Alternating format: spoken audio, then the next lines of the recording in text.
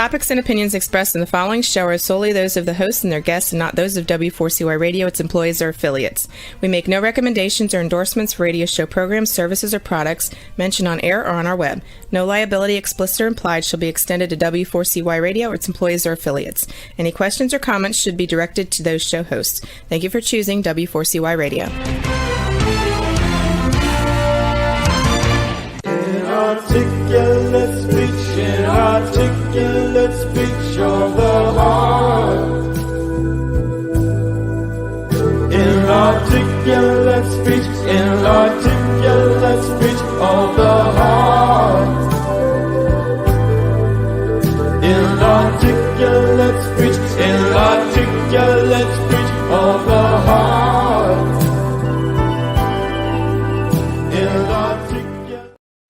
Hello and welcome to It's Your Voice, the show that hosts enriching conversations in diversity. My name is Bahia Yaksan. I am a diversity educator and a core alignment coach. I support individuals, groups, and organizations in aligning their actions with their values so that we can become more and more inclusive culturally in our groups and our organizations and our society. I help people identify patterns of bias that cause harm to others and themselves, as we're all in this together, and help people cultivate new patterns that do create more belonging and more inclusion and genuinely make everyone happier. Today I have a wonderful guest I've known for, 3 or 4 years. Her name is Cheng Monica DUI. Monica, please come out to join me.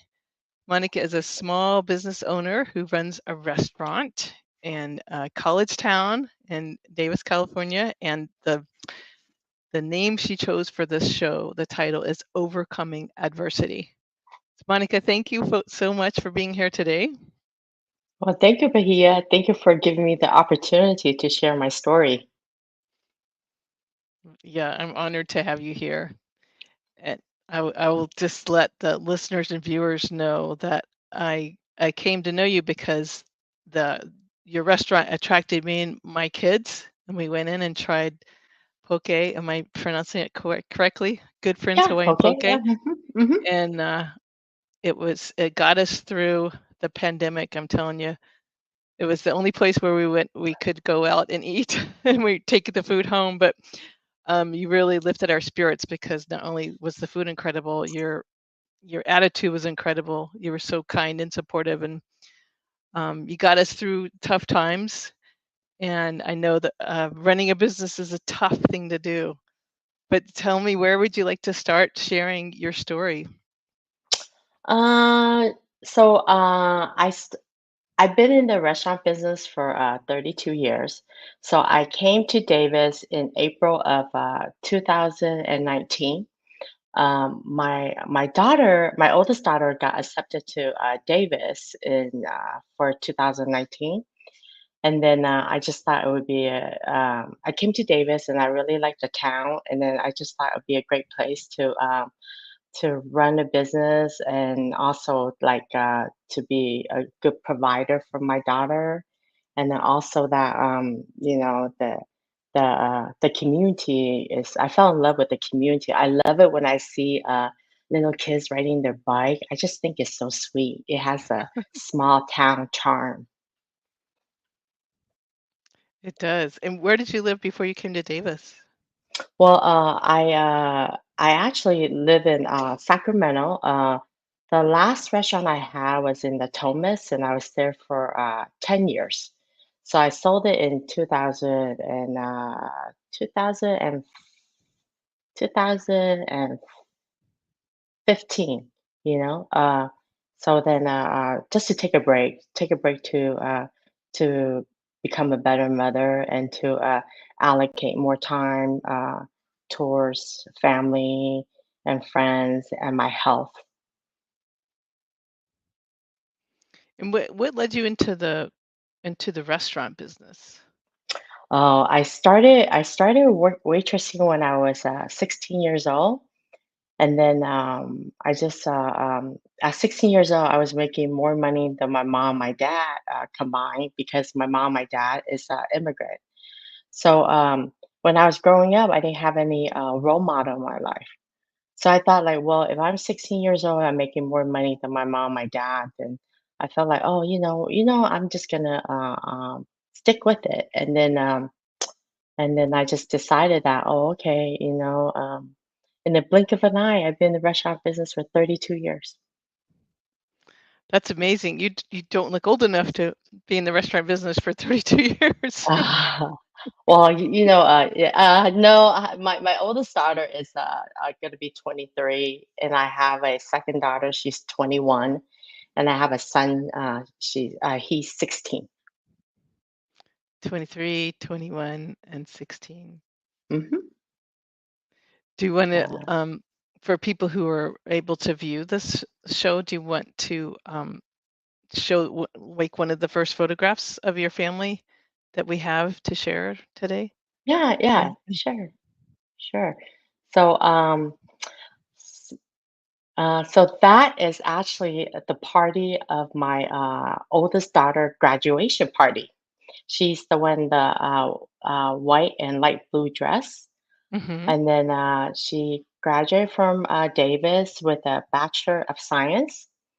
And then my second daughter she's finishing her third year at UC Davis. And my son is a junior in high school. Mm, beautiful family. Oh, thank you. And what's your younger daughter studying? She's And a statistic major. Statistic oh well, major. wow. Yeah, yeah. And if you, I'm just sorry, I just was having a flashback because I grew up with a family that we had a restaurant for a while, and we all Mm-hmm. had to work in the restaurant as young kids. And I was going to say, ask how much your children have been involved with the restaurant business. My son started working when he was 12 years old at Good Friends Hawaiian Poke. And then my second daughter works at the restaurant. She moonlight, 2 days a week, depending on her school schedule. And then my oldest daughter started working. She helped out at the restaurant until school got too busy for her. So I always tell them that school is their priority, and that they shouldn't like worry about helping me out, because we have enough staffing, But however, I just feel like that when young kids work, they build really good work ethics. So and then my son could definitely contest to that because he was 12 years old when he started, and then now and it's funny when he goes to work, I always tell all my employees, when he clock in, he's not my son. He's just a regular employee. If anything, he has to work harder than anybody because his mom owned the place. And he will be here. He will be there this whole summer too. But he just Oh he yeah. just started he just started driving, so he needs to pay for car insurance and gas. Well, he's lucky. He's got job security. Uh, So why Good Friends Poke? Why did you choose this cuisine for your so restaurant? So my background is I started in the Chinese working, starting at Chinese food, and then got into sushi restaurant, and then so poke was something. It was actually something new to me, but because my background has always been the food industry, so it's really for me to catch on, and then actually the poke business in Davis is actually perfect for the demographic. We have a lot of it's just kind of like a cafeteria style, so it kind of uh, uh, all these young students like that type of cafeteria style. And then the poke is so refreshing, and it's really good protein, and then we really got our sauce right. We our fish is delivered every morning. Our chef cuts it, and then we make our sauce in house. It's so good. I know you love it here. Even your son, your daughter. Yeah, Thank they you. do. Thank you so much. Yeah. Yeah, anytime we have a special celebration, we know what we want to do, what we're going Thank to you. eat. Yeah, thank you for your support. I mean, like, I definitely, I have to say, Davis is such a great community. The people is so great. Like, I really feel like I found my place, a place where I could finish my golden years with my golden job. Aw, that's wonderful. So when it wasn't golden before, like, I'm curious what you wanna tell us about overcoming adversity? Actually, it was really tough because I think we opened in April 2019, and then I think COVID started like somewhere, was it? I can't remember. Is it in September? Was it September of the year? Well, I know So schools were let out, like, sent home, like, March 13th, yeah, yeah. So 2020. basically, like our branding was really new, and then second of all, like COVID came around. I think the smartest decision I ever made was not closing the restaurant down because the government was giving out free money, for people to help people out if their business was closed. Mhm, The decision that I made to stay open was because they were still allowing people to do takeout, restaurant to do takeout. And I mhm, felt like that if I were to close my restaurant, I would have dug myself in a hole 6 feet under, and then it would be harder to get back up. But I feel like that if I stay open and continue to just do takeout, and then when everything get back up running, I'm just on top of the ground, stand up, and I just walk. And then it was definitely really stressful because I wasn't sure if my business will make it. And then and then so with that being said, I really felt like that was the best decision that I made. And then staying open and then a lot of restaurant in Davis closed. I think like maybe like 75% of the restaurant in Davis closed. And then you know what? When other restaurant closed and then you're open, you get a bigger piece of the pie. mm, mhm. And that definitely worked in my favor. But running businesses, small business is really challenging because you have right now you have like really high food costs, inflation, right? And then you have like high wages, and it's just overall, it's just like as you wonder like, oh, am I in the right place? And then, but as I like continue, throughout the year, it have definitely given me a lot of confidence and courage. With the support of the local community and all the student, it really like really, uh, really, really helped my business to grow to where it's at right now. So I'm so grateful, but I'm so grateful and blessed. Well, you've been very good to the community. You've been very generous, and it's yeah, you have a lot of loyal customers. Yeah. Well, I appreciate them too, like without the support, I probably wouldn't gotten this far. And then our restaurant just celebrated our 5-year anniversary on April 6th. That's right. Yeah, that was a big milestone. Sometimes I still gotta pinch myself to make sure that, oh my God, I can't believe it. So yeah. So how did you learn about how to run a business? I mean, there's so much to it.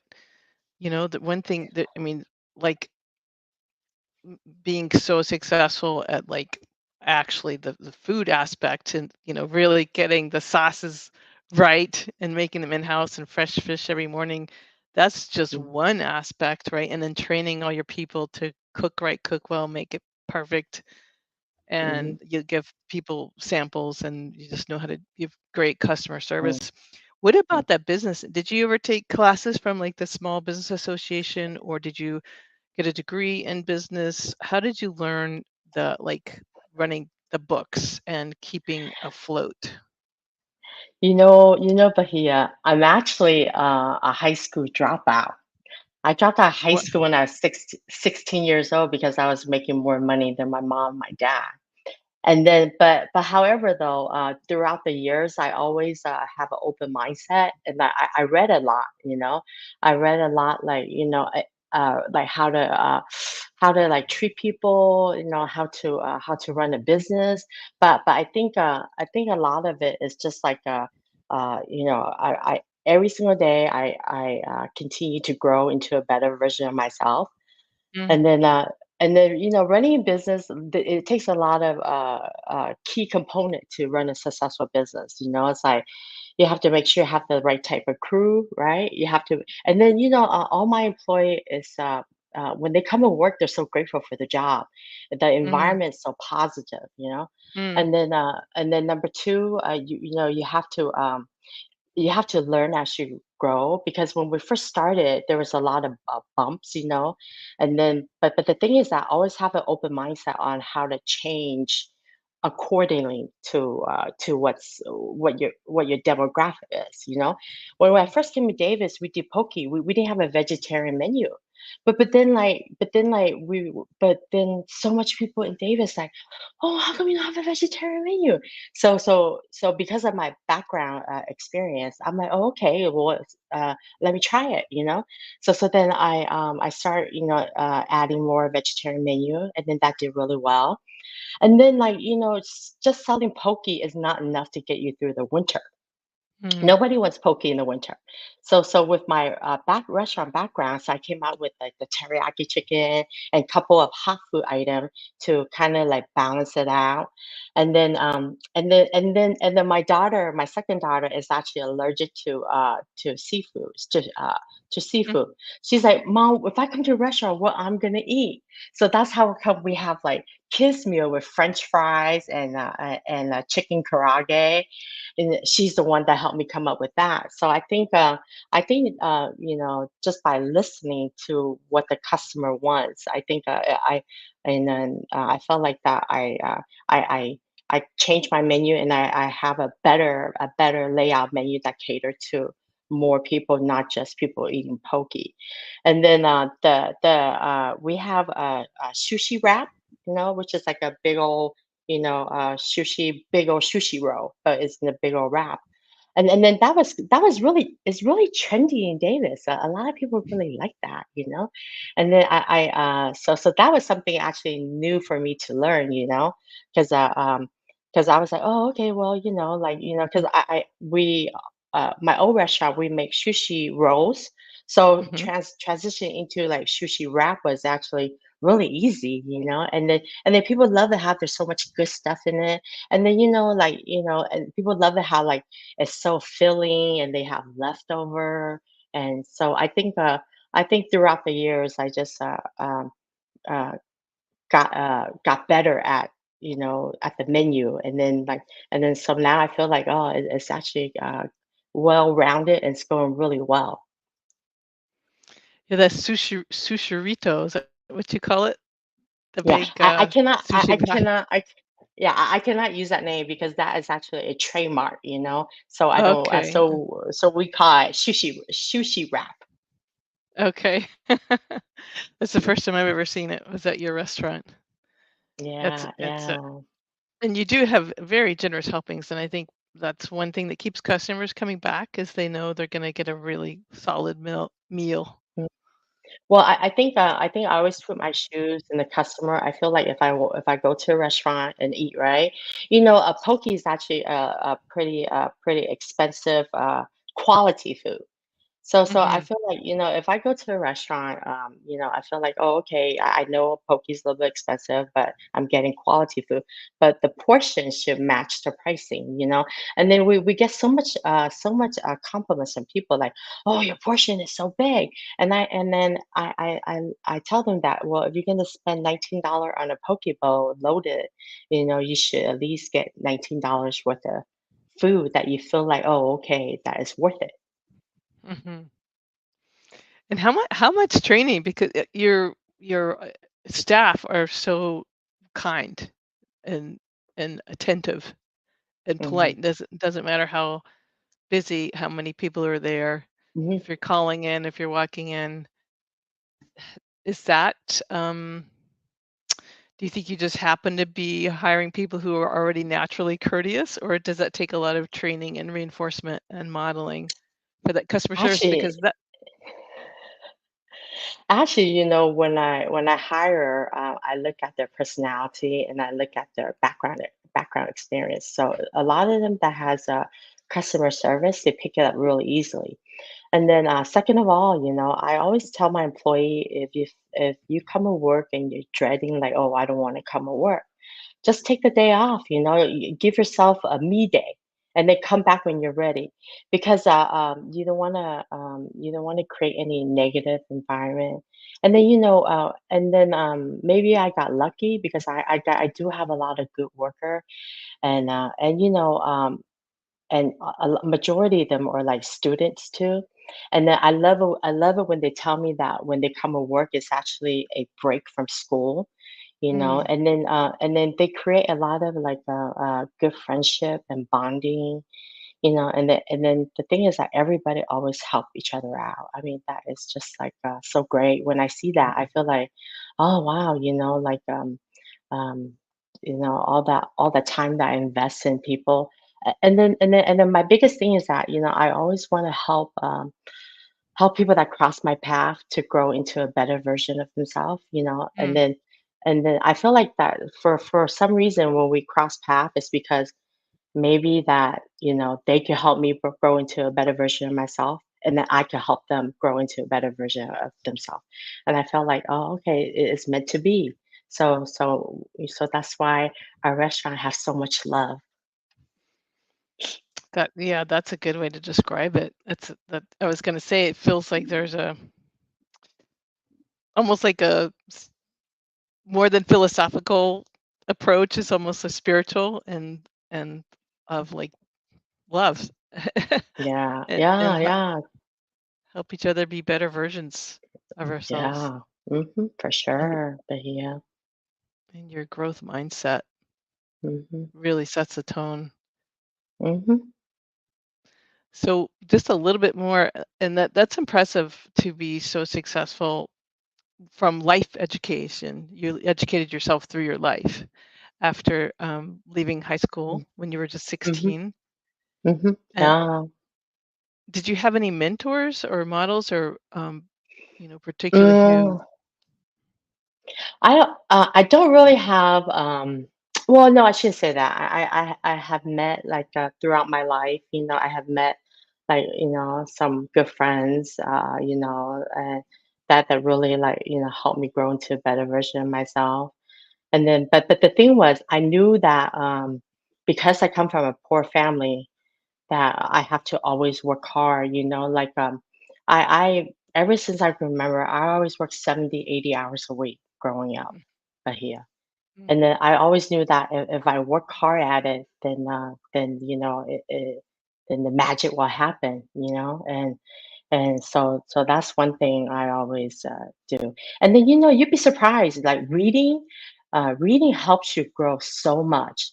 mm, Like I see like a lot of younger kids now, like they're always on the phone or like uh, not investing their time in the right place.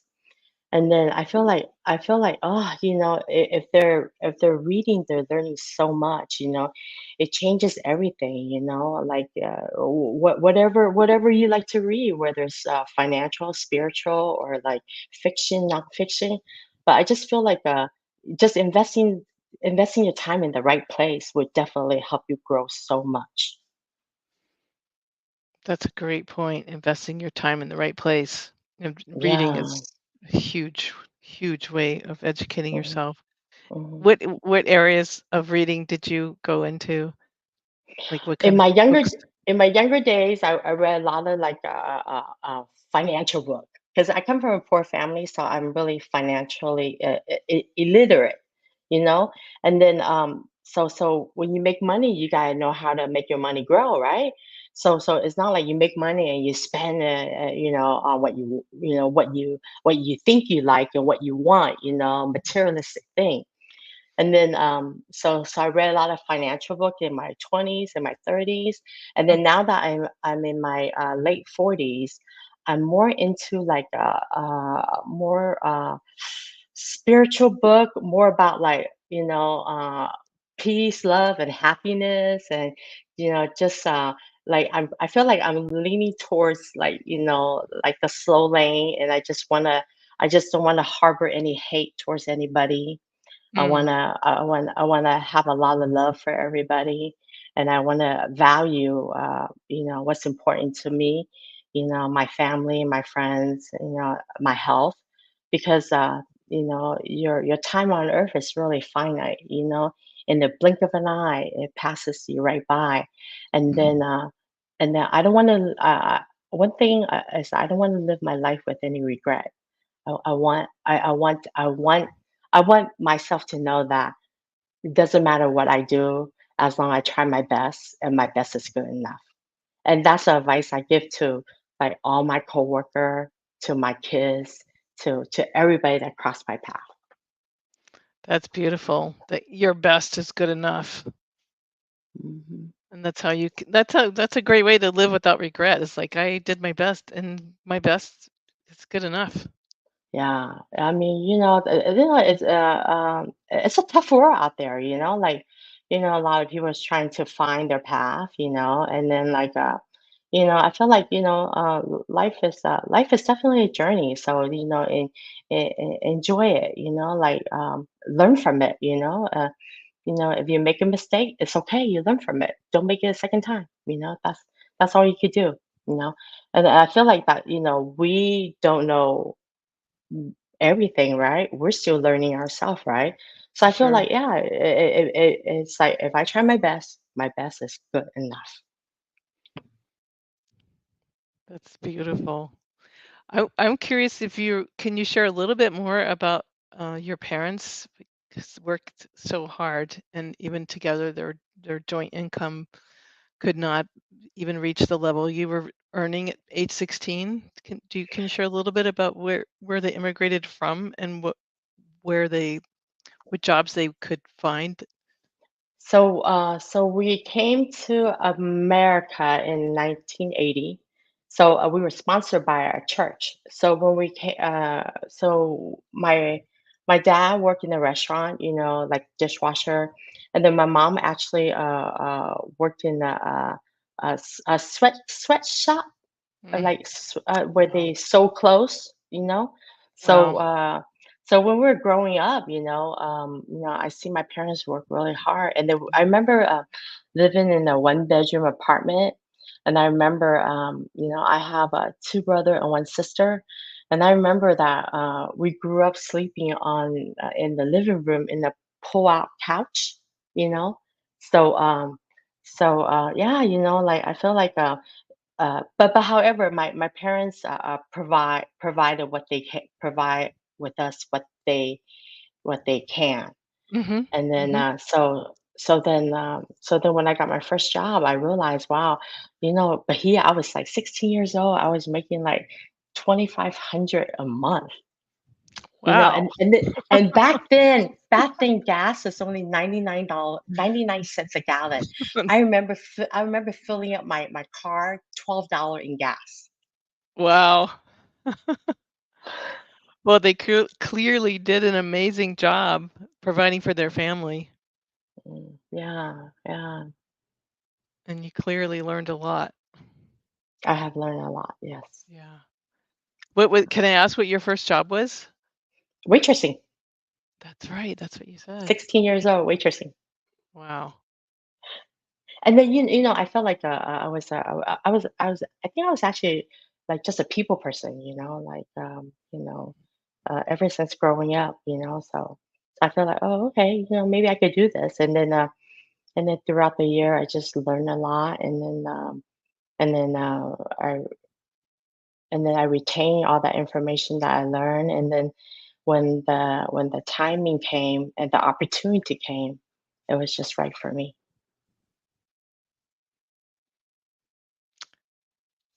That's exciting. And I have a lot of siblings, and I'm relating to a time where several of us had to share one room. It wasn't the living room, but I know Yeah, that brings you closer and teaches you a lot, right? To deal mhm, with, like, you just accept what you yeah. have. You're grateful for what you have.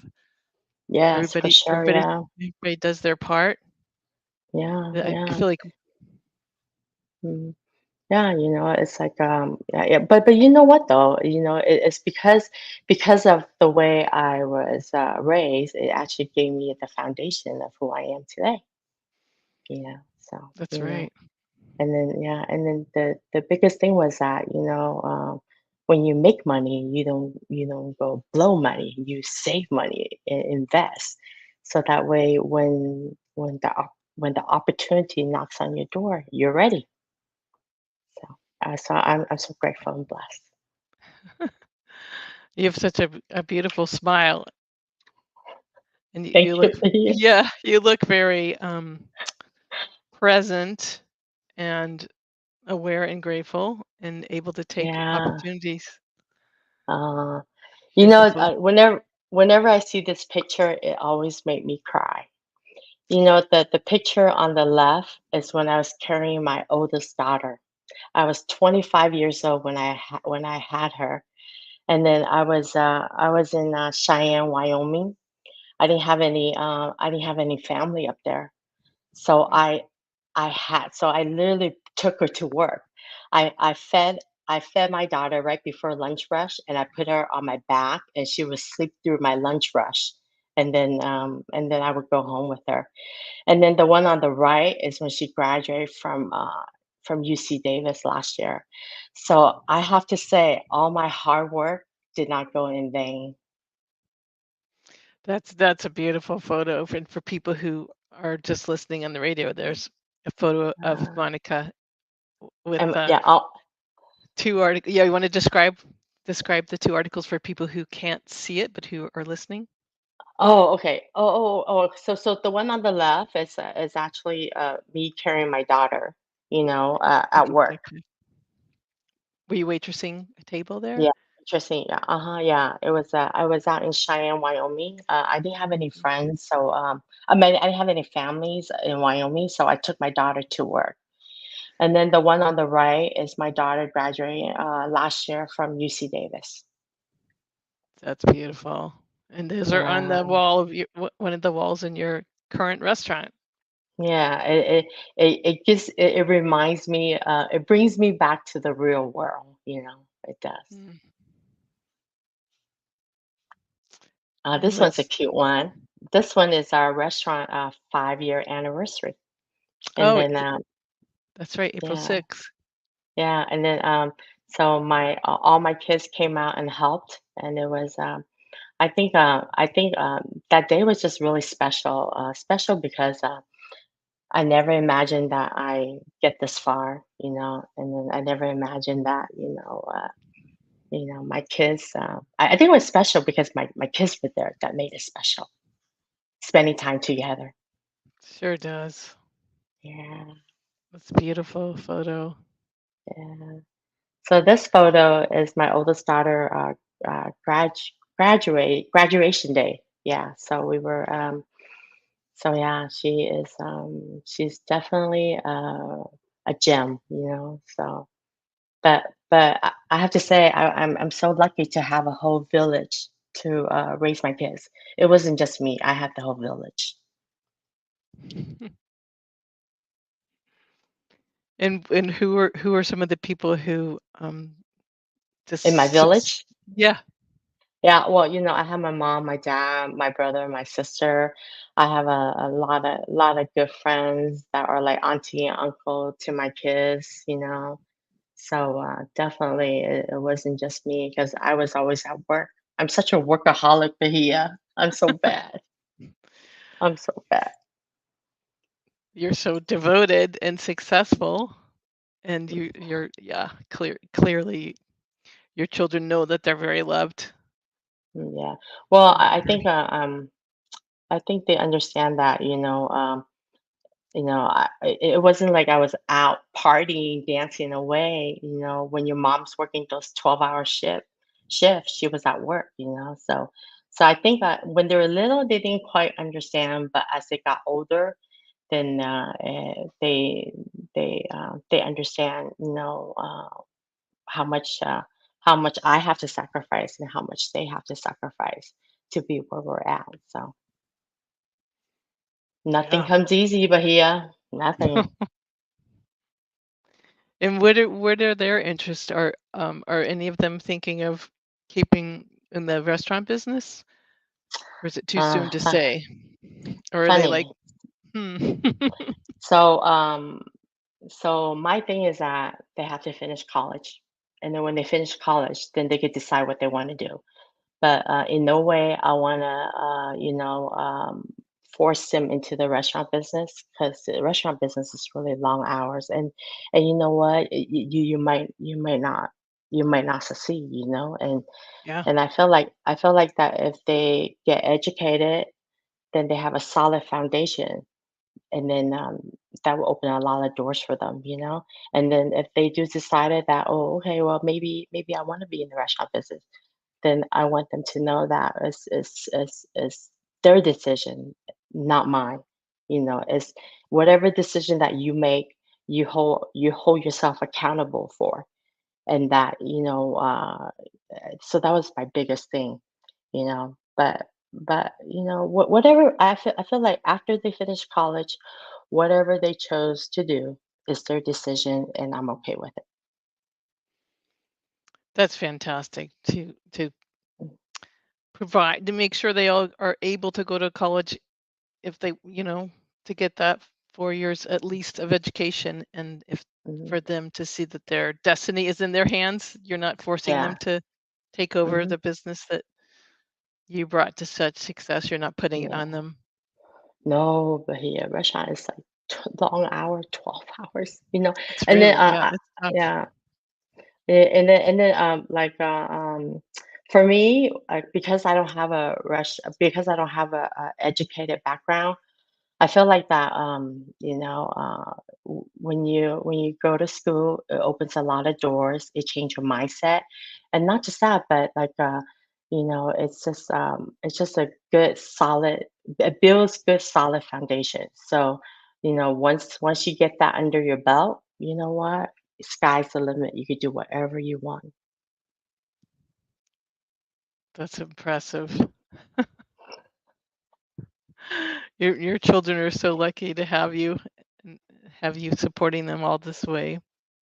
Actually, I'm so lucky to be chosen to be their mother because my kids are really good. Like they're real, they're just I'm just so grateful. They really like uh because I had to set an example. They help me grow into a better version of myself. Because you when you do the talk, or is it when you say Yeah. when you do the talk, you have to do the walk. Yes. Yeah, yeah, Yes. yeah. So, Yes. You walk your talk. yeah, yeah, yeah. So, yeah.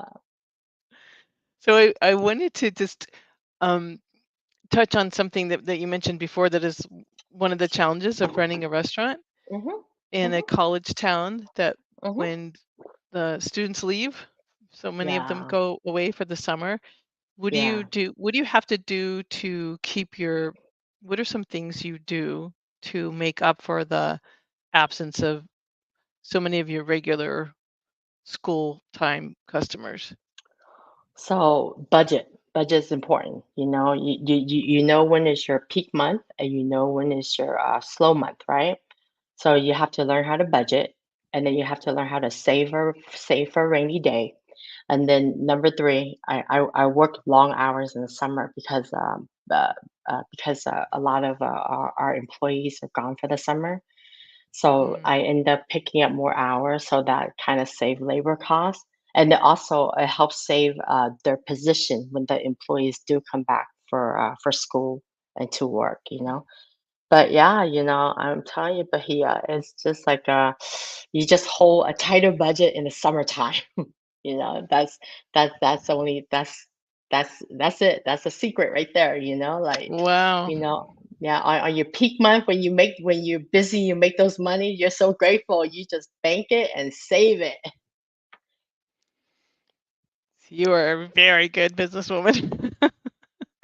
Well, yeah, Yes. I think you learn as you go, like the first couple year I was really like nervous, like really like anxious, like, like I wasn't sure if I could make it, and then like just everything, and then I feel like because of my baseline, my foundation, it actually like helped me helped me a lot, so and then now that since I've been in Davis for 5 years, it's actually it's much easier for me to keep up everything, and then even though the students are gone, but Davis has such a great community. We get a lot of local business that help support us, and so yeah, that helps a lot, and yeah, Davis is I live like in different communities, but I'm telling you, Davis is such a gem. The community, the people. I mean, it's so beautiful. Like the school, the arboretum is so beautiful. Like, wow! Mm, And then people are so kind. It's just a great place to be. Great place. it is. So you don't have to, so just wrapping up what you said about what you have to do in the summer, you just budget, budget, budget. You don't have to make any menu changes or No, have to drop. Yeah, it seems like no, it's, yeah, no. It's a pretty steady. The peak season hold us over till the student comes back.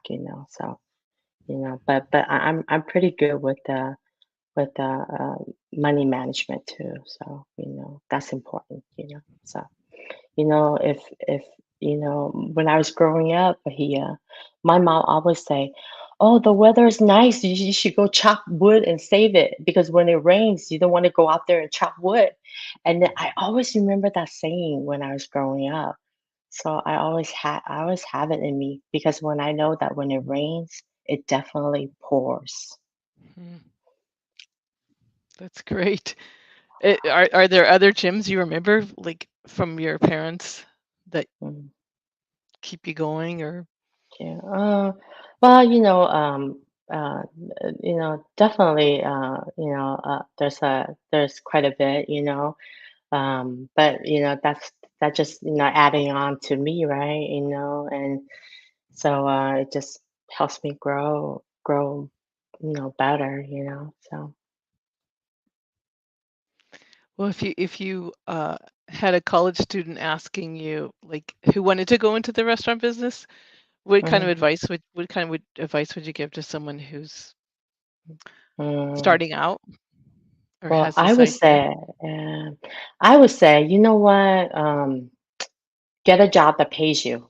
Okay, save that money because when you start your own business, you have to be prepared that you might not get paid for a year, right? So you need to have financial money saved up so you could start that journey, and then I think a lot of times, like when kids graduate from college, they feel like, oh, they want to land their dream job or like start their living their dream, but reality is not like that. Reality is that rent has to be paid, utility has to be paid. It takes money, to buy food. So I almost want to say you know, there's always like the dreamers, but but yeah, I would say, sacrifice yourself so that way you could, you know, work and save money. And then, you know what, later, when you have financial cushion, then you could start your dream. You are a great business mentor. Oh, I don't know. I just, I just like to, be honest, about what I say, and then I always been a really straightforward person because, I feel like that if I take the time to tell you something, it's because I really care about you. And then the outside world is could be really cruel, and I feel like being honest is who I am, and that's how I want to be, and then sometime a lot of these kids don't have they live in such a shelter life, and it's not like that. It's not like that, like you have to work hard, you have to sacrifice, and then you have to, be grateful for what you have, and it's so important, and nothing is easy, nothing comes easy to Bahia.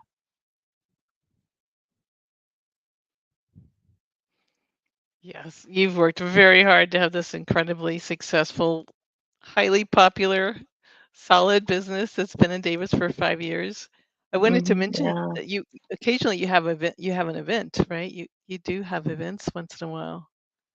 Uh, it all depends on, like, how much the weather, the timing, and so a lot of other factor plays into it. But I always, I like for Halloween, I love pitching a tent outside and giving the kids juices, water, and goldfish. I love doing that. And then I always like to, like for Mother's Day, like, I love to, like decorate the restaurant and give out, special treats, I feel like, it's important, they feel good.